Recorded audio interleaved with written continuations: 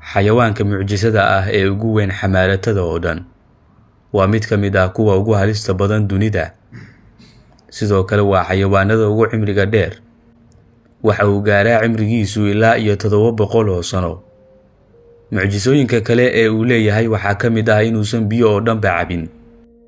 xayawaankan halista ah ayaa kaamarooyin ku qabteen isaga oo dhex mushaaxaya wadooyinka caasimadda Muqdisho.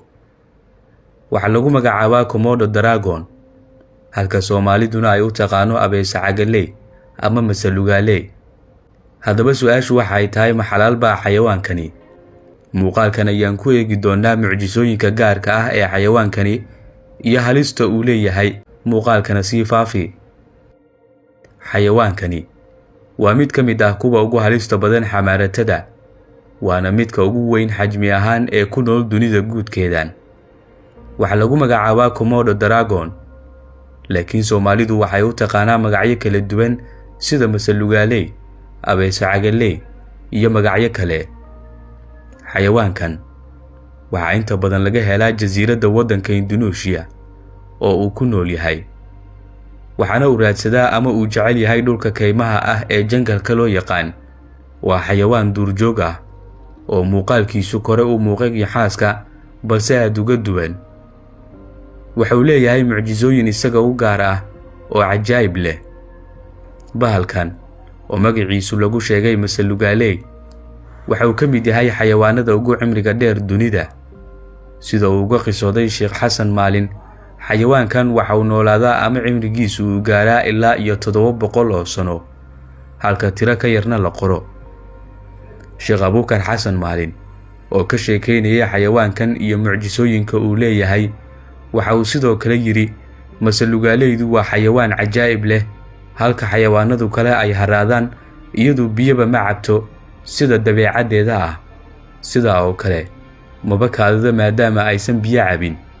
Komodo Dragon ama sida Soomaalidu u taqaano masalugaaleyda waxay ku nooshahay ugaarta ay dilato.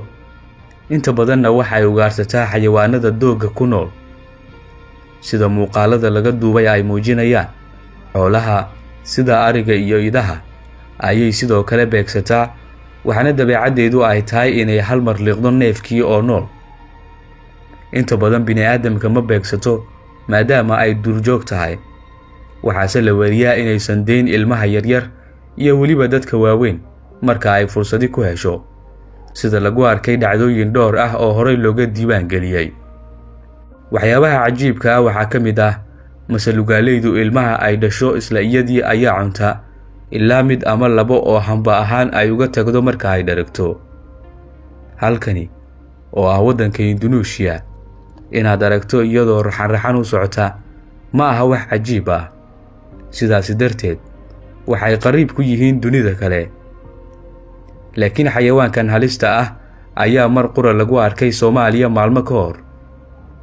sida muuqaalo laga duubay ay muujinayeen, waxa uu dhex mushaaxay wadooyinka Muqdisho iyo hareerahooda. masalugaaleydu waa ka halis badan tahay sida Soomaalidu ay malaynayaan, waxaase nasiib ah in midda xajmiga weyn leh ee Indonesia aynan ahayn kuwa dalka jooga. haddaba dad badan waxay isweydiinayaan ma xalaal baa masalugaaleydu? su'aashaasi waxaa la weydiiyey nabiga nabadgelyo naxariis korkiisa ha ahaatee isaga oo mimbarka masjidka jooga. waxa uuna ku jawaabay, mana cunayo mana xarimayo, taasi oo tilmaamaysa inay xalaal tahay balse nabiga uusan jeclaysan.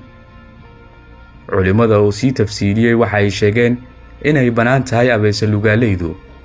Soomaalidu dhexdeeda waxaa marar badan lagu arkay baraha bulshada dad Soomaaliyeed oo cunaya masalugaaleyda. haddaba adigu aragtidaada hoos nagula wadaag. muuqaalkana laag saar oo sii sheer garee